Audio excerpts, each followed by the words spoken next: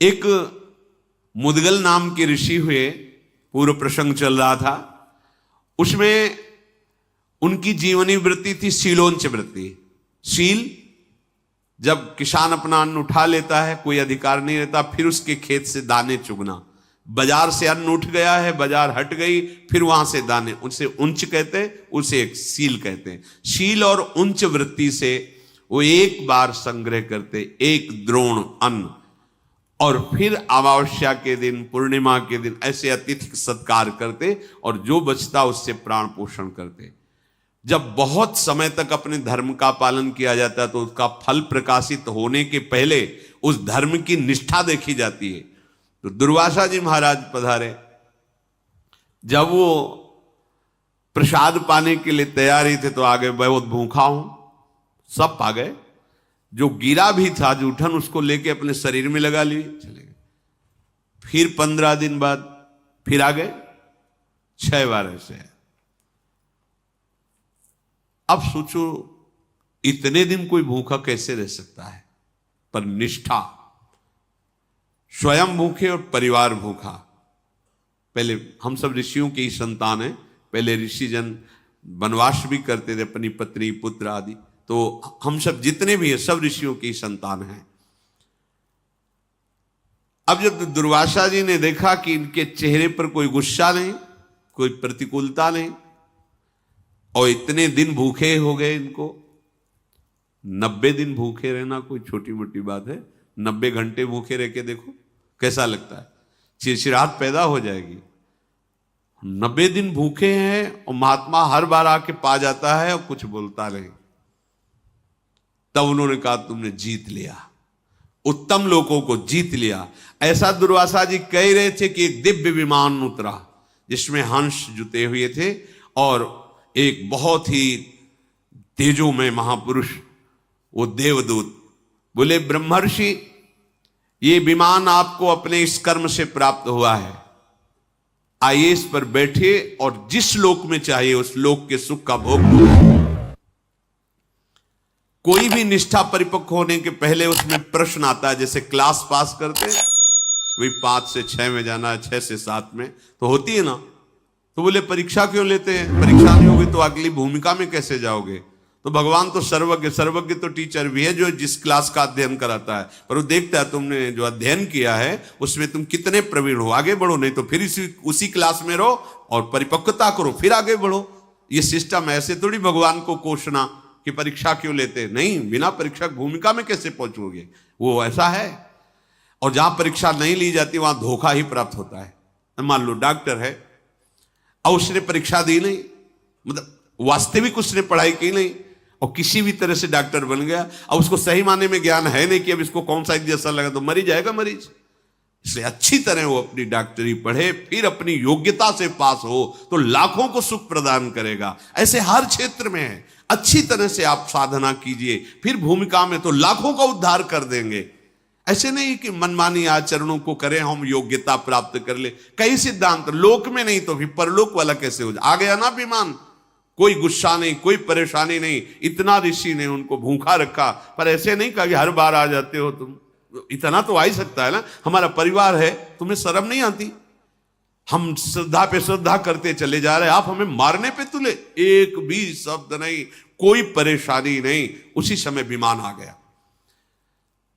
देवदूत ने जब कहा ये विराजिए और चलिए जिस लोक का सुख चाहिए उसको भोग लीजिए, तो उनका देवदूत, मैं सुनना चाहता हूं कि जिस लोक में तुम हमें ले जाना चाहते हो वहां कौन कौन से गुण हैं और उनका क्या दोष होता है, वहां दोष क्या है। जब मैं ऐसा जानूं तब जो है उस लोक में जाने की इच्छा करूंगा। अगर कोई संत पुरुष चल रहा हो उसके पीछे 7 पग चल दे तो उसका बड़ा पुण्य बन जाता है। जैसे कोई महात्मा जा रहा है, आप उनके पीछे पीछे 7 पग चले जा रहे तो बड़ा पुण्य बन गया, क्योंकि 7 पग उनके साथ चले। तो जीवन में जब आपका शरीर छूटेगा तो 7 पग महात्मा का साथ दिया है, अरे बड़े सुकृत का कार्य है। तो तुम मुझे ये उत्तर दीजिए, जब मैं समझूंगा कि ऊपर के लोकों में मुझे क्या प्राप्त होगा फिर मैं जाऊंगा, अन्यथा ऐसे नहीं। तो देवदूत बोला, महर्षि तुम्हारी बुद्धि तो बड़ी उत्तम और सावधान है। सावधान ये, चलो ये भोगो। तो क्या है ये, इसका हमें प्रमाण दीजिए। ऐसे नहीं कि आया और बैठ के विमान पे चल दे। उत्तम बुद्धि वही कि जहां ले जाना चाहते हो पहले मुझे परिचय बताइए।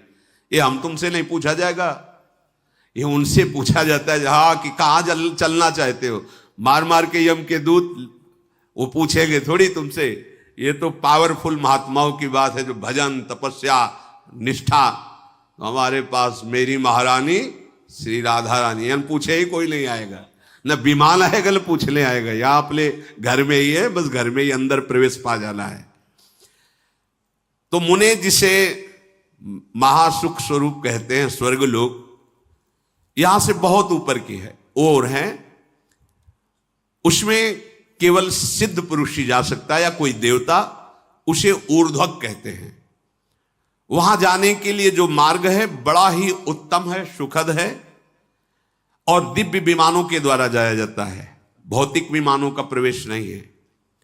जिन्होंने घोर तपस्या नहीं की, बड़ी बड़ी यज्ञ नहीं की, उनका कभी वहां प्रवेश नहीं होता। असत्यवादी, नास्तिक, व्यभिचारी ये कभी नहीं जा सकते। जो धर्मात्मा है, सदैव मन को वश में रखा है, शामदम, किसी से ईर्ष्या नहीं की, जो दान देता रहता है, जो युद्ध कला में प्रवीण है, इंद्रियों को संयम में रखता है और सत्पुरुषों की सेवा करता है, ऐसे पुण्यवानों को इन लोकों में ले जाया जाता है। हे मुद्गल ऋषि, वहां 33,000 सुवर्ण में विमान, दिव्य विमान, मार्ग में ही चलने पर वहां से मेरुगिरी का शिखर दिखाई देता है। इतना बड़ा मेरुगिरी है, शिखर दिखाई देता है। ऐसे देवताओं के नंदन वन है कि उन्माद चढ़ जाए सुख का। जो देववन है स्वर्ग में, जिनके लता फूल ये सब उन्माद चढ़ जाए, और निकुंज का जो तो कोटिकल्प तरुणा है, हमारी जहां श्री जी विचरण करती है, विहरण करते हैं। अरे सौभाग्य उदय हो गया, बढ़ो आगे। स्वर्ग में किसी को कभी भूख प्यास नहीं लगती, कभी किसी को ग्लानि नहीं होती स्वर्ग में, कभी गर्मी नहीं लगती, कभी ठंडी नहीं लगती, किसी को कोई भय नहीं होता। मन में सोचा वही भोग मिल जाएगा, सब उपस्थित। वहां मलमूत्र नहीं बनते स्वर्ग में। और देवताओं को भी दुर्लभ बताया गया यह देह, मानव देह, केवल भजन के लिए, केवल भजन के लिए। भजन नहीं किया तो देख लो कौन सा देह है, क्या है। वहां भूख प्यास नहीं, मलमूत्र नहीं, ठंडी गर्मी नहीं, कोई वस्तु ऐसी नहीं जो वहां देखने योग्य ना हो। कूड़ा करकट गंदगी कुछ नहीं, जिधर देखो उधर मन को लुभावने वाला, मनोरम ही मनोरम, सुगंध ही सुगंध, हर वस्तु सुखदायक स्पर्श, कानों को लुभाने वाले संगीत अपने आप बजते रहते हैं। वहां शोक नहीं है, बुढ़ापा नहीं है, झुर्रियां नहीं पड़ती, थकावट नहीं होता, कोई वहां रोते नजर नहीं आता, सुख ही सुख बरस रहा है। स्वर्ग लोक में ऐसा सुख है जो सत्कर्म करते हैं उन्हीं को केवल प्राप्त हो सकता है, पुण्यवानों को वो लोक प्राप्त होता है।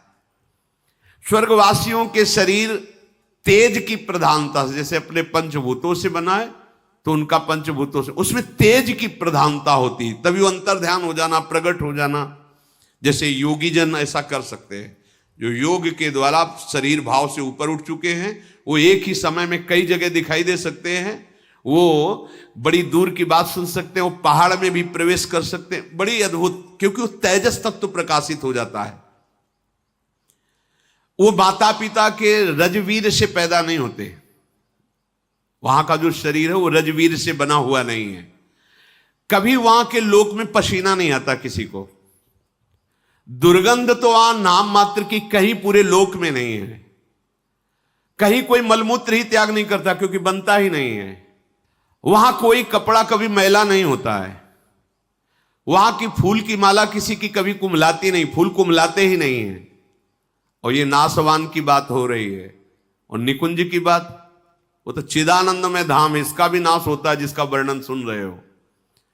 तभी तो जब ये सब सुना जाता है तो बस यही लगता है यही मिले चल के, अप्सराएं मिलेंगी, विमान मिलेगा, सुखी हो जाए। कितने मिनट, जैसे आप यहाँ के किसी बहुत हाई फाई होटल में जाएं, बुक करवाएं कमरा, तो व्यवस्था है, धन दीजिए, और जब धन खत्म हुआ तो एक रोटी भी नहीं मिलेगी, धक्का मार के बाहर निकाल दिए। बिल्कुल ठीक ऐसे स्वर्ग है, तुम्हारा पुण्य है, ये सब है, जहां पुण्य खत्म हुआ तो धक्का मार के नीचे फेंक दिए जाओगे। वहां निरंतर सुख ही सुख है, मनोरम ही मनोरम है। सब विमानों पे बैठे हर्षित हुए, नाचते गाते, विभिन्न प्रकार के भोग भोगते, यही सुन के तो सब लुभायमान हो जाते हैं। जो स्वर्ग पर पहुंच जाते हैं वो बड़ा सुख में जीवन व्यतीत करते हैं। वहां कभी थकावट नहीं होती, वहां भोग के बाद भी थकावट नहीं है, नया उत्साह, नया बल, ऐसी। वहां मात्सर्य नहीं है। देवताओं के लोकों के ऊपर और भी लोक है जो इनसे भी दिव्य हैं। इन सब के ऊपर ब्रह्मा जी का लोक है जो महातेज से युक्त है। वहां पवित्र ऋषि मुनियों का प्रवेश होता है, वहां पुण्य दान पुण्य करने वालों, वहां तो ऋषि मुनियों का प्रवेश होता है। बड़े ऋभु नाम के देवता वहां विराजमान रहते हैं, जिनकी आराधना स्वर्ग में विराजमान देवता भी करते हैं। वो देवताओं को जैसे जीवन आहुतियों से चलता है, ऐसे उनका नहीं चलता। वो केवल अमृत पान करके, वहां कोई स्वाहा की जरूरत, वो अमृत से युक्त रहते हैं। ब्रह्मलोक में जो रहते हैं उनके सुख की लालसा देवलोक के भी करते हैं, ऐसा सुख ब्रह्मलोक में है। वहां परिवर्तन नहीं होता, एक शरीर रहता है, जैसे एक स्थिति रहती है। ब्रह्मलोक में जरा मृत्यु का अभाव रहता है, ब्रह्मलोक में ऐसा नहीं कि जन्म हुआ मरण हुआ, ऐसा नहीं। वहां हर्ष शोक नहीं रहता, वहां सुख ही सुख रहता है, कोई विकार नहीं रहता ब्रह्मलोक में। न राग, न द्वेष, न दुख, न द्वंद्व। एक तरह से यह समझ लो कि परम गति को छोड़कर और सब कुछ वहां है ब्रह्मलोक में। ऐसा सुख है जो तुम सोच भी नहीं सकते। मुद्गल सिंह का हो गया, आपने बता दिया गुण। अब जरा दोष बताइए, क्या दोष है? तो दोष भी सुन लीजिए महर्षि।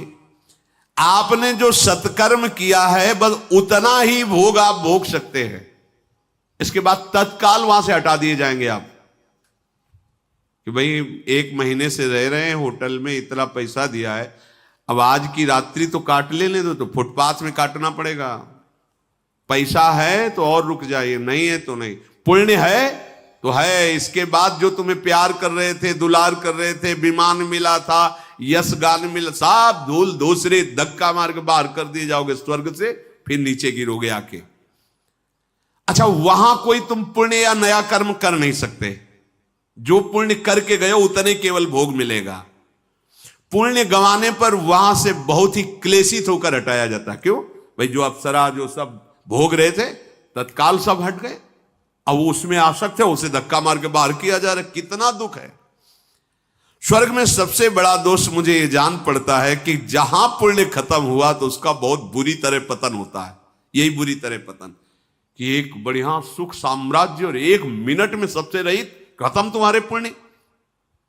जिन भोगों में लगा हुआ था, जिनको अपना मान रहा था, उनसे धक्का मार के दूर करके भगा दिया जाता है। स्वर्ग में जो लोग नीचे की तरफ गिरते हैं वो भारी जलन असंतोष से युक्त हो जाते हैं, क्योंकि वो सब सुख छिन गया। उसका मैं कैसे वर्णन करूं? जिस समय गिराया जाता है उसको दुख मिलता है। गिरते समय इतना भयानक दुख होता है, उसकी चेतना लुप्त हो जाती है, रजोगुण का आक्रमण होता है, बुद्धि बिगड़ जाती है, और उसके गले में पड़ी हुई जो माला पुष्प की है वो कुम्हला जाती है, टूट जाती है। वहां जिसकी माला कुम्हलाने लगे, धक्का देने का अवसर आ गया, समझ लिया जाए इसके सुकृत खत्म, वहां की पहचान है।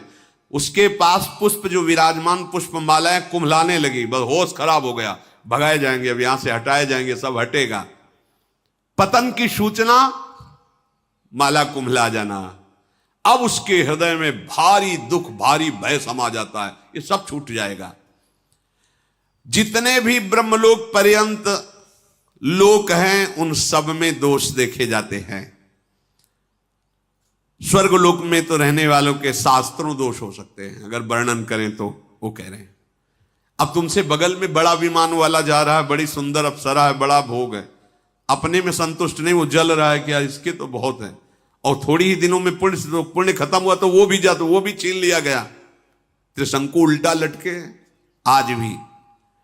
वहां से भ्रष्ट हुए जीवों में जो दुख देखा जाता है, जो पतन के समय, फिर वो मनुष्य योनि में आता है। स्वर्ग से आया हुआ, नरक से गया हुआ, तिर्यक योनियों में। मनुष्य लोक में जब मानव शरीर मिलता है, वो चाहे तो अपनी बड़ी उन्नति कर सकता है। क्या? इन सब लोगों को लांग करके भगवान के धाम को। पर यहां मत वाला, उसको लोक परलोक की पड़ी, उसको अभी वर्तमान के भोग। ये माया है, एक एक क्षण तुम्हारा बड़ा कीमती है। देवता तरसते कि मुझे मनुष्य बना दिया जाए, तो ऐसा पुण्य करेंगे, ऐसा दान करेंगे, ऐसा भजन करेंगे, ऐसे आचरण करेंगे कि भगवान को रिझा लेंगे। और भगवान के लोक में जाने के बाद फिर आना नहीं होता। यद्गत्वा न निवर्तन्ते तद धाम परमम मम। एक ही जगह है जहां भगवान के धाम के जहां प्रवेश हुआ, फिर आना जाना मिट गया। नहीं, ब्रह्मलोक तक ये चलता रहता है आना जाना। मुद्गल ऋषि बोले कि तुमने जो गुण और दोष बताए मैं समझ गया। तुम कुछ ऐसा बता सकते हो जहां से आना न पड़े, जहां कोई ये लौकिक गुण ना हो, दोष ना हो, ऐसा बता सकते हो जहां से पतन ना हो। मुद्गल मुनि के इस प्रकार ऐसा कहने पर देवदूत ने कहा कि हे ऋषिवर, मेरी दृष्टि तो वहां तक नहीं पहुंच पा रही, क्योंकि मैं तो केवल इन लोकों का वर्ण, पर मैंने सुना है भगवान का एक धाम ऐसा है जहां जाने के बाद फिर लौटना नहीं होता, कोई दुख नहीं होता, पर वो मिलता है केवल भजन से।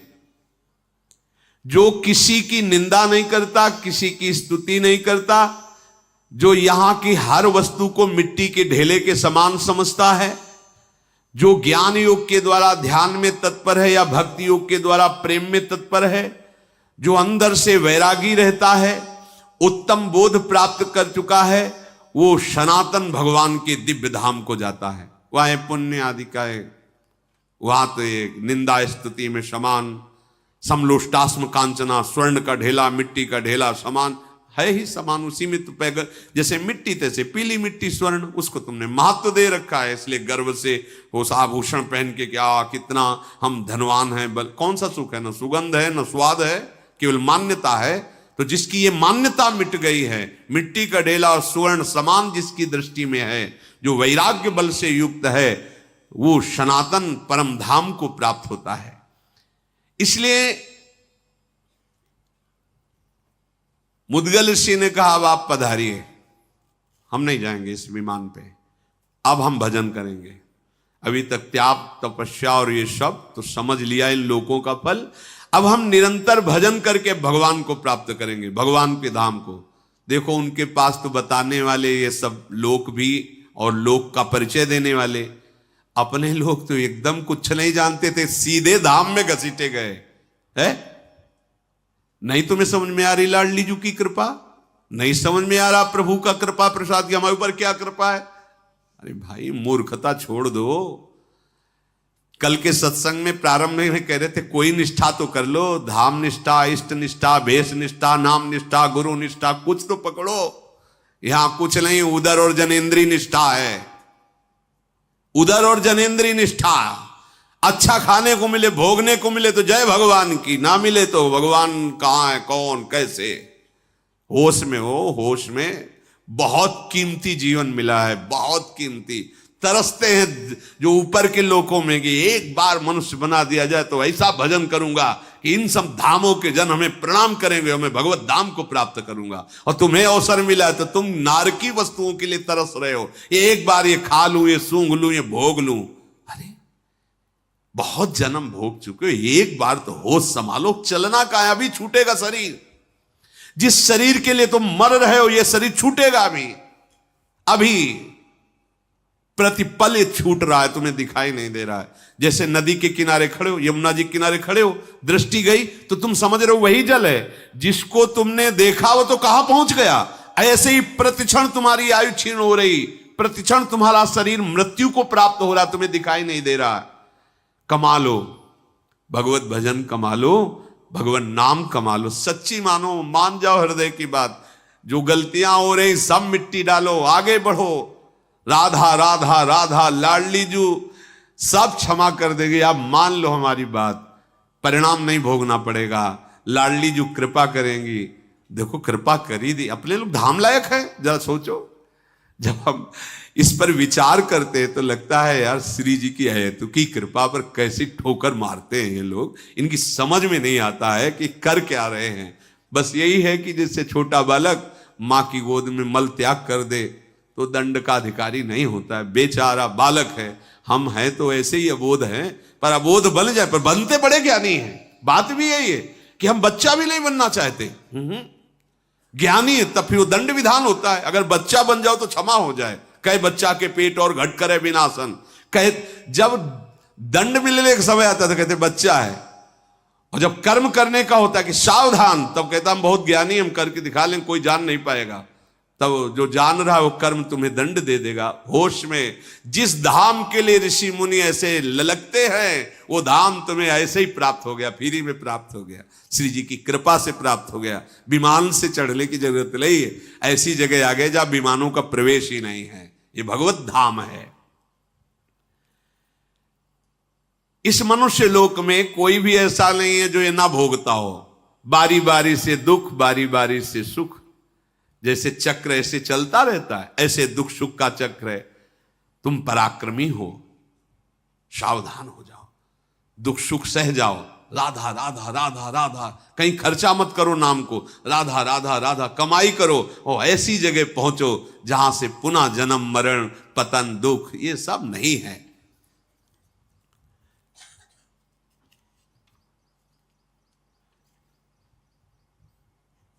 अब इधर तो ये आनंद ऋषियों का जस सुना रहे मार्कंडेय जी, उधर दुर्योधन के हृदय में बड़ी जलन पैदा है। मैं ऐसा परास्त हुआ, इनका नाश कैसे करूं, पांडवों का नाश कैसे करूं, क्या कर सकता हूं। वो इसी विषय में सोच ही रहे थे कि अचानक देखा कि एक अवधूत आ रहे हैं सामने से। ये छल कपट विद्या में प्रवीण शकुनी, कर्ण, धृतराष्ट्र, दुर्योधन ये साथ ही रहते थे। यही देखा कि अरे अवधूत रूप में तो दुर्वासा जी हैं। एकदम सब सावधान हुए, जाके साष्टांग प्रणाम किए, नम्रता पूर्वक हाथ जोड़कर कहा महाराज महल पधारिए, सेवा स्वीकार कीजिए। आगे दुर्वासा जी, बड़ी कठिन है इनकी सेवा करना, तो मेरा आतिथ्य सत्कार करोगे तुम? दुर्वासा जी ने कहा। बोले भगवान रात दिन मैं स्वयं खड़ा होकर के आपकी रात दिन सेवा करूं। तो ठीक है, बनवाओ भोजन, हम आ रहे हैं अपना नित्य कर्म करके। भोजन बनवाया, आए, बोले फेंक दो ये बना हुआ भोजन, हम नहीं पाते, बनाओ तत्काल बनाओ। तत्काल बना, भूख नहीं है हमारे पास। अचानक रात्रि में उठते, बहुत भूख लगी, तुरंत भोजन चाहिए, तुरंत। वो बिल्कुल जानता था कि बड़े विचित्र कोटि के महात्मा हैं और अगर इनको प्रसन्न कर लिया तो कुछ भी दुर्लभ। मुझे जल्दी लाओ, बहुत भूख लगी है। भोजन तैयार, अदृश्य हो गए। अब इंतजार कर रहे हैं, अकस्मात फिर प्रकट हो जाए, ये तो बासी भोजन है ना, तुरंत भोजन बनाओ। तुरंत भोजन बनाकर, और बार बार दुर्योधन की तरफ बिल्कुल हाथ जोड़े, दास की तरह रात दिन खड़ा रहा। कई बार ऐसी प्रयास किए दुर्वासा जी ने कि फेल हो जाए, बस वो जानता था, बिल्कुल हिम्मत करके ऐसे। दुर्धर्ष मुनि जब देखे कि ये सेवा में बिल्कुल नहीं, वैसे ही शांत भाव से खड़ा है, वहां क्या चाहते हो, तुम्हारे मन का मनोरथ क्या है? अपने सब साथियों की तरफ देखा, उनका महर्षि बड़ी कृपा है कि आपकी सेवा मिल गई, मानो मेरा नया जन्म हो गया, आप प्रसन्न हो गए। और मुझे अब क्या मांगना है, जैसे आप गुरुजन प्रसन्न हो गए, पर जब आप कहते हैं तो हमारे बड़े भाई युधिष्ठिर है ना, बहुत धर्मात्मा है, हमारी प्रार्थना है कि हमारे पूरे कुल को पावन कीजिए। बड़ी सफाई से बोल रहे हैं। देखो, जब द्रौपदी जी सूर्य के द्वारा दी हुई बटलोई से भोजन पालें, तब आप अपने शिष्य के साथ पधारें और फिर प्रसाद पाए तो हमारा कुल पावन हो जाएगा, क्योंकि बड़े भ्राता हमें तो पावन कर ही दिया। दुर्वासा जी ने कहा तथास्तु। देखो, ये दुष्ट बुद्धि का लक्षण होता है। इतने बड़े महात्मा को प्रसन्न करके क्या मांग रहे हैं? और उनका विचार क्या है कि जब द्रौपदी बटलोई से पा लेती तो उसमें कुछ होता नहीं, कुछ नहीं निकलेगा। और ये जब इतने महात्माओं के साथ वहां जाएंगे तो क्रोधी महात्मा तुरंत श्राप दे देंगे, अब तो नष्ट ही हो जाएंगे पांडव। ऐसा इनका विचार था। मुझ पर कृपा कीजिए और मेरे भाई के पास जाइए और यशस्विनी द्रौपदी के हाथ से प्रसाद पाइए, तब हम जानेंगे हमारे कुल को आपने पावन कर दिया। दुर्वासा जी ने कहा, चलो तुमने सेवा की है तो मैं ऐसा ही करूंगा जैसा तुम चाह रहे हो। और दुर्वासा जी अंतर्धान हो गए अपने शिष्यों सहित। कर्ण का हाथ अपने हाथ में लेके दुर्योधन उछल पड़ा कि अब तो दुश्मनों का नाश ही हो जाएगा।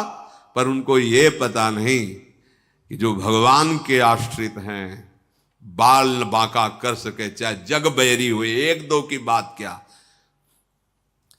अब दुर्वासा जी को चलना फिरना तो है नहीं, वो तो दिव्य देहधारी, तत्काल प्रकट हो गए युधिष्ठिर जी के पास। ध्यान में देखा द्रौपदी जी प्रसाद पा चुके, सोई पधारे कुटिया में। जो ही देखा महाराज युधिष्ठिर, दुर्वासा, एक बार तो सबके कपकपी पैदा हो जाती थी, क्योंकि प्रसिद्ध थे ये।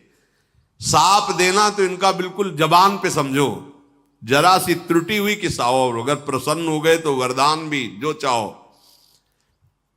बहुत से शिष्यों की भीड़ के साथ पहुंचे वहां। युधिष्ठिर जी ने देखा कि सम्मुख महर्षि दुर्वासा, तत्काल खड़े हो गए, आदर पूर्वक प्रणाम किया, अर्घपाद्य दिया, बैठाला, पूजा की सब ऋषियों की।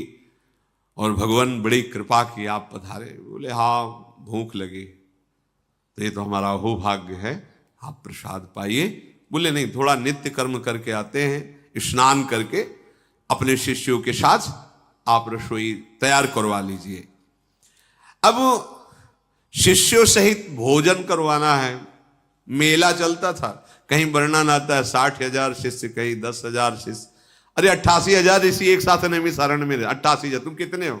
88,000 ऋषि और एक शासन में। ऐसा नहीं था, एक शासन कैसे पर उनका उद्देश्य है ना भगवत भजन। जब उद्देश्य होता है तो हर कष्ट सहकर उद्देश्य का ही पालन किया जाता है। हमारा लक्ष्य भगवत प्राप्ति। अब अपमान हो, सम्मान हो, भूखे रहे, कैसे रहे, हमें भगवत प्राप्ति करना है। युधिष्ठिर जी से कह के कि जा रहा हूं स्नान नित्य कर्म करके आ रहा हूं, जो ही निकले तो युधिष्ठिर जी ने पूछा द्रौपदी से, प्रसाद पा लिया? बोले हाँ पा लिया। क्या हो, ऐसे कोई सरल महात्मा है कि हाथ जोड़ के कह देंगे महाराज जी थोड़ा सा शाम तक का समय दो, कंद मूल फल ले आए? वो महात्मा तो तत्काल, हमने आतिथ्य का निमंत्रण भी कर दिया। आप क्या? द्रौपदी जी ने कहा इतना उदास होने की जरूरत नहीं है, तुम एक बटलोई पर विश्वास करते हो इतना, और जो संपूर्ण विश्व का भरण पोषण करने वाले मेरे प्यारे कृष्णचंद हैं, तुम्हें उनकी याद नहीं आ रही? अरे आप क्यों चिंता करते हो? हाथ जोड़ा, कृष्ण कृष्ण महाबाहो देवकी नंदनाव्यय वासुदेव जगन्नाथ प्रणतारति विनाशनु विश्वात्मन विश्वजनक विश्वहर्ता प्रभोव्यय प्रपन्नपाल गोपाल प्रजापाल परात्पर आकूती नाम च चित्ती नाम प्रवर्तक नतास्मिते।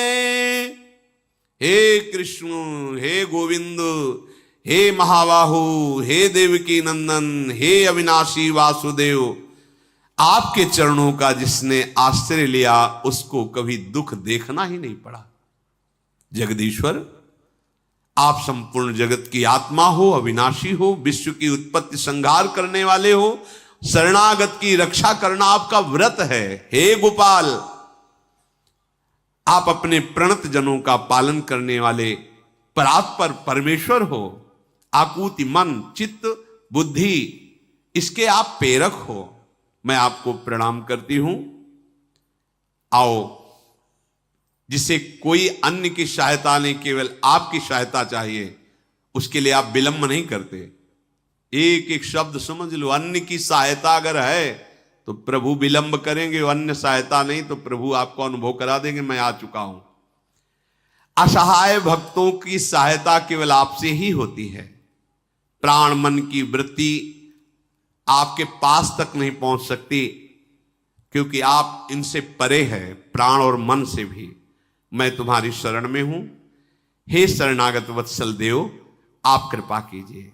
नीलोत्पल दल श्याम पद्म गर्भारुणे क्षणो पीतांबर परिधान लसत कौस्तुभ भूषण त्वमादिरंतो भूतानां त्वमेव च परायणं परात्परं ज्योतिर्विश्वात्मा सर्वतोमुखः। हे नील कमल दल के समान श्याम सुंदर, हे अरुण नेत्रों वाले पीतांबरधारी कृष्ण, हे वक्षाय स्थल पर कौस्तुभ मणि धारण करने वाले प्रभु, हम सब तुम्हारे सेवक हैं, आप हमारी रक्षा कीजिए। प्रभु, ये दुर्वासा जी भारी विपत्ति के रूप में टूट पड़े हैं आकर के, आप हमें बचाइए। कौरव की सभा में जैसे आपने मेरी लाज रखी थी, वैसे ही आप मुझे संभालिए। द्रौपदी अचिंत्य गति परमेश्वर देवाधिदेव जगन्नाथ महान ब्रह्म भगवान श्री कृष्ण की प्रार्थना की, पीतांबर फहराते हैं जैसे हवा में फहरा, समेटते दिखाई दे। कितना, ये कोई कथा नहीं है, सत्य मानो। आपके लिए भी आज वो ऐसे ही हैं। कदम कदम पर अनुभव हुआ है कि मेरे प्रभु मेरे साथ है। जहां कोई ऐसा लगा गया, ऐसे ही जैसे कोहरा छाया और सूर्य प्रकाशित हुआ, सारा कोहरा उड़ गया। देखा है, सच्ची मानो ये कथा नहीं है, ये हमारी ही बात है हम सबकी। केवल प्रभु का आश्रय हो तो आपको दिखाई देगा वो किसी न किसी रूप में आ रहा है, पक्का। देखा द्रौपदी ने पीतांबर फहराते हुए बड़े वेग से प्रभु, जैसे बच्चे की तरफ मां दौड़ती है, ऐसे प्रभु दौड़ते आ रहे हैं। द्रौपदी आनंद मगन हो गई देख के। अभी पुकारा, अभी आ गए, प्रणाम किया। प्रभु, दुर्वासा जी ने आके भारी विपत्ति में फंसा दिया, अभी वो आएंगे और ना कुछ पाएंगे तो शाप दे देंगे।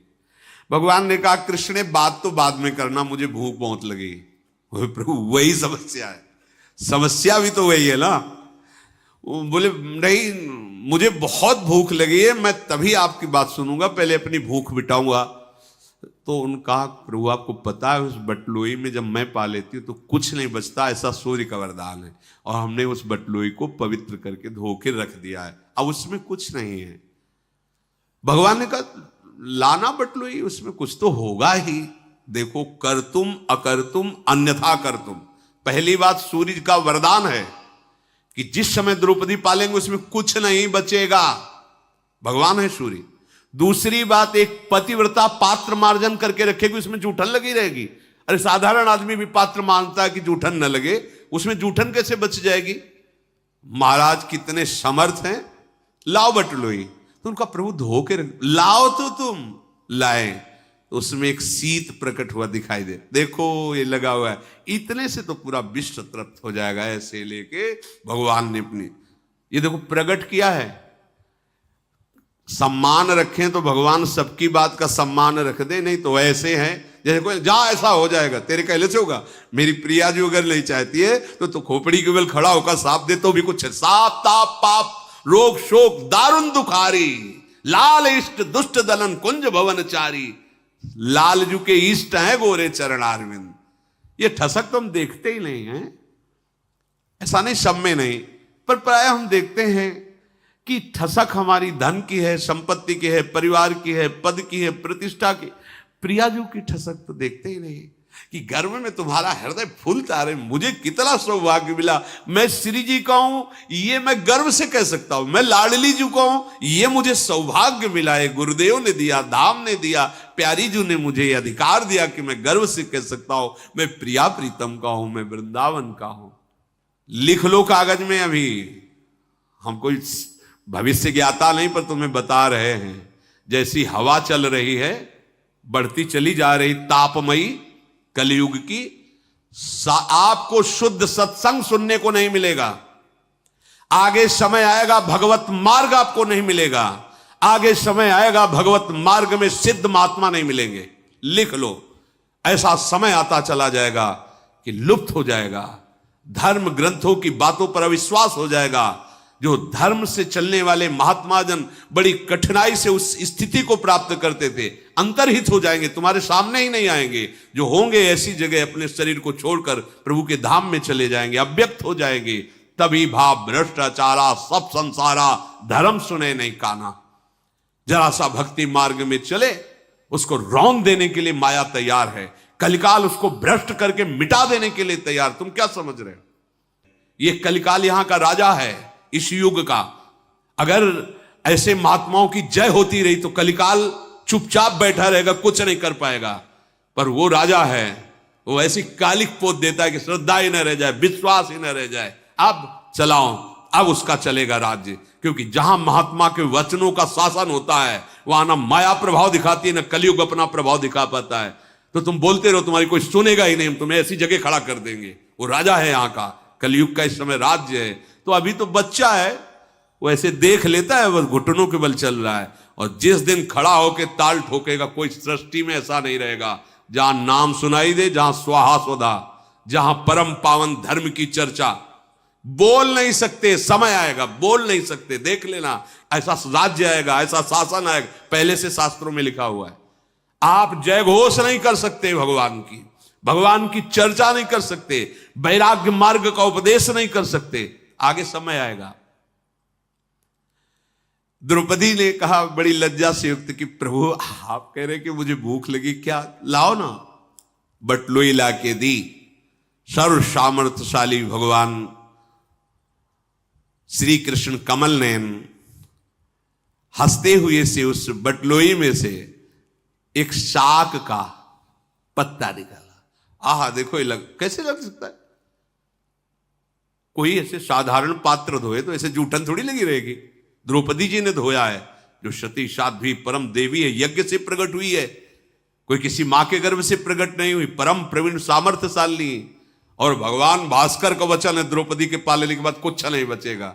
ये है श्री कृष्ण। निकाल दिया उसमें भी और अपनी जिह्वा पे रखा और कहा कि द्रौपदी पूरा विश्व तृप्त हो गया, तुम्हारे इस अन्न प्रसाद से पूरा विश्व तृप्त हो गया, क्योंकि मैं तृप्त हो चुका हूं। इतना इधर प्रभु का कहना हुआ कि उधर दुर्वासा जी के पेट में फूलन और सब शिष्यों के। यहां से ऐसा लग रहा है कि मुंह खोले तो अब अन्न निकल जाए, ऐसी स्थिति है। यहां तक भर कर तुम अकर तुम अन्यथा कर तुम, बिना खाए। अब गुरु चेला सब एक दूसरे की तरफ देख रहे हैं। युधिष्ठिर की रसोई तैयार हो रही, इतने बड़े सब लोगों के लिए क्या मुंह दिखाएंगे? आचमन करने की जगह नहीं रह गई, खाने की तो बात जाने दो। इधर भगवान ने भेजा, इसमें लिखा है सहदेव जी को कि तुम शीघ्र जाओ और मुनियों को बुला के लाओ। युधिष्ठिर जी ने कहा प्रभु कंदमूल बोले जाने तो तुम दो। वो गए दुर्वासा जी को बुलाने के लिए। वहां मुनिजन जो है आपस में ऐसी अन्न की खट्टी डकारें आ रही थी कि आचमन भी नहीं कर सकते। सब जल्दी से जल्दी निकले, अपने कपड़े कमंडल उठाए, बोले भाग चलो। अगर वो निमंत्रण तो अब क्या होगा? दुर्वासा जी को याद आ गई अम्बरीश जी की बात कि एक भक्त के यहां जाके थोड़ा हम अपनी तपस्या का रंग दिखाया तो त्रिभुवन में भागना पड़ा। ये उनसे कम नहीं युधिष्ठिर जी, और जब हम खाएंगे नहीं, रसोई इतनी ज्यादा बन गई होगी सब शिष्यों के लिए, तो फिर हम तो भस्म ही हो जाएंगे, अब तो बचेगा ही नहीं। अम्बरीश जी की याद आई, इसमें लिखा है उनको अम्बरीश जी की याद आ गई कि दुर्दशा क्या हुई थी हमारी एक भक्त के साथ खिलवाड़ करने में। दुर्वासा जी बोले शिष्यों से कि महाराज युधिष्ठिर का बड़ा अपराध बन गया, कहीं ऐसा ना हो कि युधिष्ठिर जी हम पर रोष दृष्टि कर ले। जिनसे सब डरते वो डर गए, देख लो। राजा अम्बरीश का प्रभाव मुझे याद करके मेरी पिंडली कांप रही है। दुर्वासा जी ने कहा, अरे मैं तो भूल ही गया था कि ये श्री कृष्ण के आश्रित पांडव हैं। अब महामना पांडव मुझे क्षमा करें। वहीं से दुर्वासा जी आंख मूंद के कह रहे, मुझे क्षमा करें, मुझे एक कवल भी पाले के साथ। तो शिष्य ने कहा, गुरुदेव आप तो पा सकते हो, हम तो बिल्कुल नहीं है, अगर तो उल्टी हो जाएगी। बोले एक ही बात है कि पांडव हमें देख ना पाए, पतली गली से हम भाग ले। सब शिष्य सहित तुरंत भाग गए। कहीं कहीं कथा में आता है कि वार्ता भी की, पर यहां महाभारत में जो भगवान व्यासदेव जी लिख रहे उसमें लिखा है, तत एतान पृष्ठवैव शिष्या शीघ्रम पलायात। कोई बुलाने आ ना पाए इसके पहले हम भाग चलते, तो शिष्यों सहित भाग गए। दुर्वासा मुनि और उनके सब शिष्य जब जहां जिसको रास्ता मिला उसी गली से जंगल में भागे। जब वहां गए तो देखा कि वहां कोई ऋषि मुनि नहीं है। तो तपस्वियों के मुनि जो वहां आश्रम थे उनसे पूछा कि दुर्वासा जी को देखा? बोले कमंडल और गीले कपड़ा से सब ऋषि भाग के चले गए, इधर पता नहीं क्या हुआ, हमें पता नहीं। लौट के आए और युधिष्ठिर जी से कहा कि वो तो सब ऋषिजन भाग गए। तो भगवान श्री कृष्ण मुस्कुरा दिए, बोले हाँ वो इतने तृप्त हो गए कि अब यहां आने लायक नहीं है, वो सब भाग गए। आप चिंता मत करो, आपका अब कहीं अमंगल होने वाला नहीं है। दुर्वासा ऋषि का अकस्मात इस तरह से आकर के और उनको संकट में फंसाना, भगवान श्री कृष्ण के आश्रय लेकर संकट से निवृत्ति होना, इस प्रसंग से शिक्षा लो। इतना बड़ा काम किया दुर्योधन ने कि दुर्वासा जी को प्रसन्न ये मांग लेता, भगवान हमारी बुद्धि शुद्ध करो, भगवान आप हमको एक छत्र चक्रवर्ती सम्राट पद दे दो, ऐसा मांग लेता। देवराज इंद्र पद दे दो। ये मांगा कि ये अगर ईर्ष्या है तो बड़े से बड़ी तपस्या, बड़े से बड़ा सेवा, वो सब व्यर्थ हो जाती। देखो व्यर्थ हो गई ना, उसका सब इतनी बड़ी। दुर्वासा जी की सेवा करके तो कुंती जी ने प्राप्त किया था ऐसा मंत्र, किसी भी देवता को बुला लो। तो जो पांडव प्रकट हुए दुर्वासा जी के दिए हुए मंत्र के द्वारा ही प्रकट हुए। अरे किसी साधु महात्मा ऋषि या कोई तपस्या, किसी देवता की आराधना करके अपना मंगल मांगो, सबका मंगल हो ऐसा मांगो, दूसरों का अनिष्ट क्यों मांगते हो? पर ये ईर्ष्या, ये द्वेष, ये अभिमान सदैव नष्ट करता रहता है। और कैसी भी परिस्थिति आवे इस चरित्र से शिक्षा लो। किसी दूसरे की तरफ मत देखो, सीधे हरि को बुलाओ, सीधे हरि से। हरि स्मृति सर्व विपद विमोक्षणम, ये सिद्ध बात है। जब आप संकट में हो तो धैर्य पूर्वक प्रभु का स्मरण करो, और प्रभु भी जिनका स्मरण करते हो लाडली जी का स्मरण करो। राधा राधा राधा, लाडली जी आप संभाल लो, लाडली वो संभाल लेंगे। प्रभु तो कभी कभी हमारे आचरणों पर गुस्सा भी कर जाते, पर हमारी श्री जी नेक हो न रिस्क हो, ऐसी अलवेली सरकार हैं, ऐसी करुणामयी हैं, पूछो मत। बस इतना ही हम कहते कि एक बार विश्वास मानकर राधा राधा राधा, मेरी महारानी जो हम लोग जैसे भी हैं उनकी अपार कृपा हो, इसी कृपा के बल से हम सब दुखों से निवृत्त होकर श्री जी को प्राप्त कर लेंगे। श्री राधा वल्लभ लाल।